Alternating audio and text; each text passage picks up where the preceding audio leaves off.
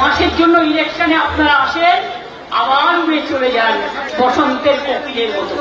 এখন ইলেকশনের অনেক দেরি আছে, 8-9 মাস দেরি আছে। এখন থেকে সাসপেন্ড করতে শুরু করেছেন হরিদাস সব, কীতদাস সব, বিজেপির বন্ডেড লেবারেরা, বিজেপির বন্ডেড লেবার। এবার নির্বাচন কমিশনের সঙ্গে সরাসরি সংঘাতে মুখ্যমন্ত্রী মমতা বন্দ্যোপাধ্যায়। মঙ্গলবার ভোটার লিস্টে কারচুপির অভিযোগে বারুইপুর পূর্ব ও ময়না বিধানসভা কেন্দ্রের 2 ইআরও এবং 2 সহকারী ইআরওকে সাসপেন্ড করেছে নির্বাচন কমিশন। বুধবার ঝাড়গ্রামে মুখ্যমন্ত্রীর নিশানায় নির্বাচন কমিশন। নির্বাচন কমিশনের কড়া সমালোচনা করে মমতার হুঁশিয়ারি, সরকারি কর্মীদের ভয় দেখানো হচ্ছে। কালকেও ইআরওদের সাসপেন্ড করে দিয়েছে, এখনও নির্বাচন শুরু হয়েছে, 8 মাস বাকি। কোন আইনের মাধ্যমে সাসপেন্ড করছেন? অমিত শাহের দালালি করছেন? মমতা বন্দ্যোপাধ্যায়ের মতে এই সাসপেনশনের সিদ্ধান্ত আদতে রাজনৈতিক উদ্দেশ্য প্রণোদিত।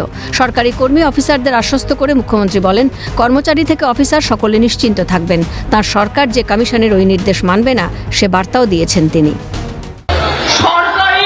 সরকারি কর্মচারীদের ভয় দেখানো হচ্ছে।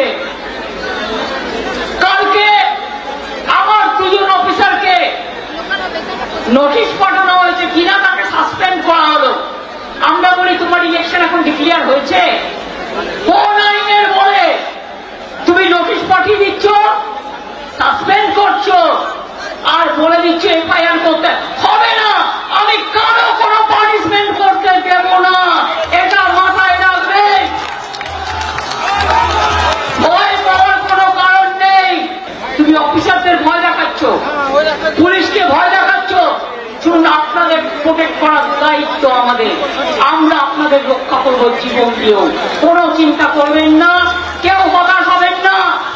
যদি তারা অন্যায় করে না থাকে, মনে রাখবেন আমাদের অফিসারদের প্রোটেকশন দেওয়ার ক্ষমতা আমাদের আছে।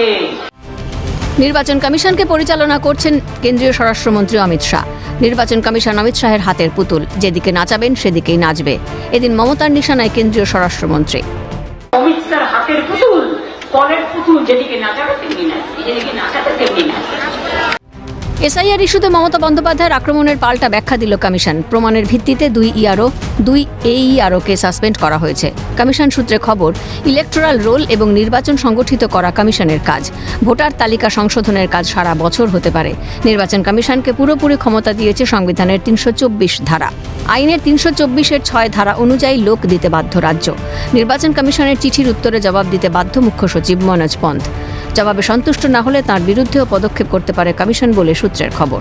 কমিশন আর ইআরওর মধ্যে আর কেউ নেই। ইআরওর দায়বদ্ধতা শুধু থাকবে নির্বাচন কমিশনের কাছেই বলে কমিশন সূত্রে খবর।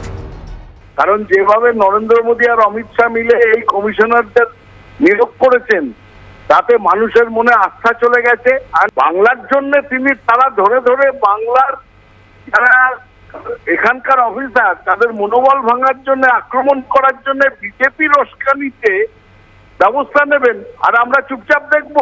আমরা এখন আর মনে করি না ইলেকশন কমিশন একটা সত্যনিষ্ঠ নিরপেক্ষ সংস্থা, এবং তার জন্য দায়ী এই নবনিযুক্ত ইলেকশন কমিশনাররা এবং বিজেপির নেতারা। সুতরাং ইলেকশন কমিশনের এই সমস্ত হুমকি ধমকি এর কোনো মূল্য আমাদের পশ্চিমবঙ্গে নেই। ভোটের এখনো বেশ কয়েক মাস বাকি, কিন্তু তার আগেই ভোটার তালিকায় কারচুপি নিয়ে রাজনৈতিক উত্তাপ তুঙ্গে। ঝাড়গ্রাম থেকে মুখ্যমন্ত্রীর বার্তা ভোট বাক্সে কতটা প্রভাব ফেলবে তা বলবে সময়। ক্যামেরায় জ্যাকি সিং এর সঙ্গে রাজা সাহা ও খালেদ জামালের রিপোর্ট, ক্যালকাটা নিউজ।